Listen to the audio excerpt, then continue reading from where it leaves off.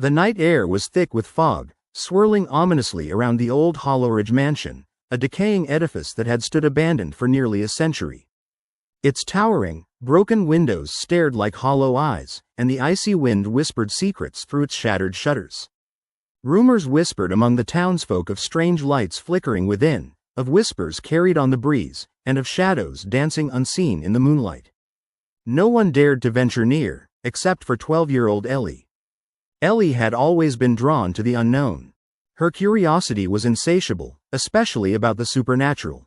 When she learned about Hollowridge from her grandmother, who once whispered tales of haunting and spirits, Ellie's need to uncover the truth grew stronger. She'd read every story, every legend, and now she planned her daring exploration, tonight. Clutching her flashlight and her grandfather's old camera, just in case, Ellie slipped through the rusty gates as the moon cast an eerie glow.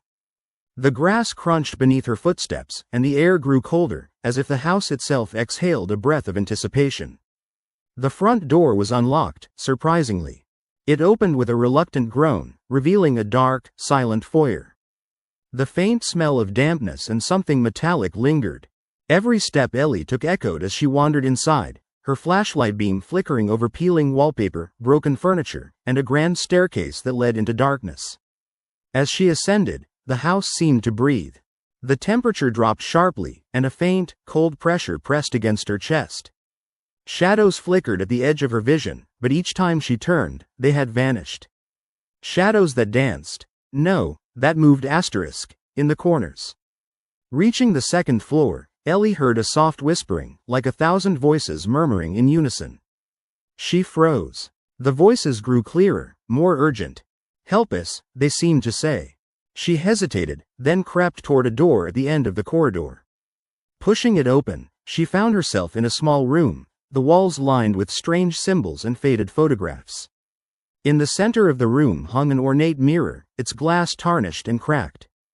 As Ellie approached, the mirror's surface rippled like water. Suddenly, her reflection shifted, not her face, but a horrifying, otherworldly figure with hollow eyes and elongated limbs. It reached toward her through the glass, fingers extending, clawed and dark. Ellie stumbled back, hearts pounding. The whispering intensified, swirling into screams only she could hear. Shadows spilled from the mirror's edges, becoming shapes that defied reality, twisted, formless entities lurking between worlds.